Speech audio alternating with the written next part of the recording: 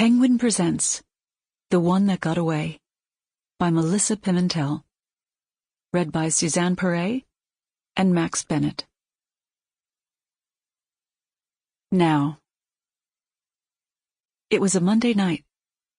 The remains of a chicken Caesar salad were congealing gently on the side of my desk, and the mug of coffee next to my elbow, my fifth of the day, was now cold. I looked at the tiny clock at the edge of my screen. 9:23 p.m. There was no way I was getting out of here before midnight. "Do you need anything?"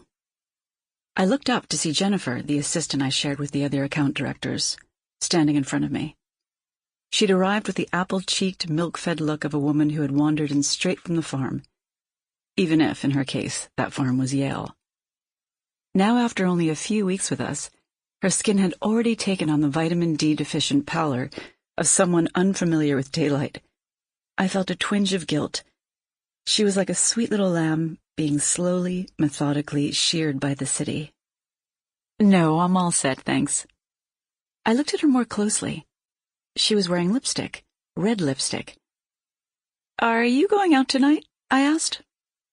"No," she said, nervously fiddling with the gold chain around her neck. "I mean, sort of. I had plans or whatever, but I can stay here as long as you need me." She was wearing a dress, too, a floral tea dress that suited her tiny waist. It was definitely a date. "Don't worry about me," I said. "I don't need you to stick around, honest. What time are your plans?"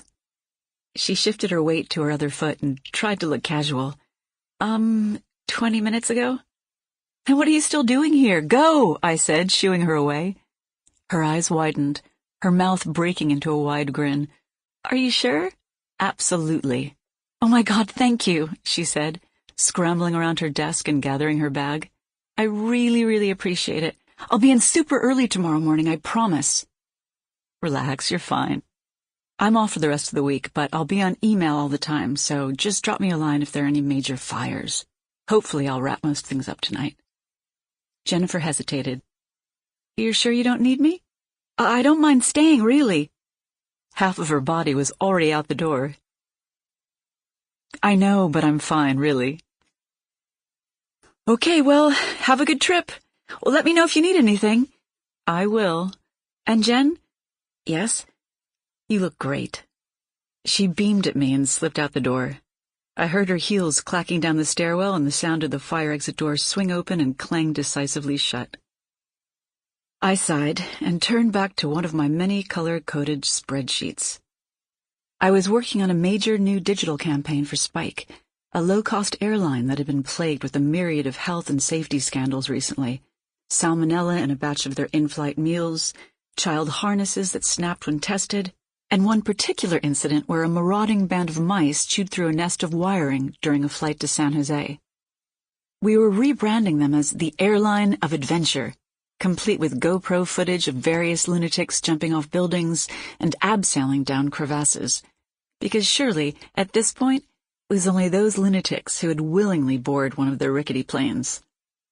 Regardless of my thoughts on the ethics of fudging airline safety, the Spike business was a huge slice of the Blue Fly budget, and it was essential that the campaign went off without a hitch. As a result, I'd been pulling 16-hour days for the past 3 weeks, taking phone calls from the nervous CEO late into the night and early in the morning. One of my eyes had developed a twitch a week ago, and now that twitch had a twitch. And of course, with the worst possible timing, I had to take a week's vacation to travel to the north of England because my sister had insisted on getting married in a castle, which, if you'd met Piper, wouldn't come as much of a surprise. And to add insult to injury, my ex-boyfriend would be there too. Trust Piper to marry the best friend of the one man I never wanted to see again. And at this rate, I wouldn't even have time to wax my legs before I left. My phone flashed up with a message. "Are you bailing on me tomorrow?" It was my best friend, Jess, who had defected to the wilds of New Jersey 2 years ago with her husband and baby son, and who I had since managed to visit a grand total of 3 times. I know. I'm a terrible friend. Something Jess hasn't held back on telling me. Another text flashed up. "Let me rephrase that. Do not bail on me tomorrow. You do not want to piss off a pregnant lady because I will crush you."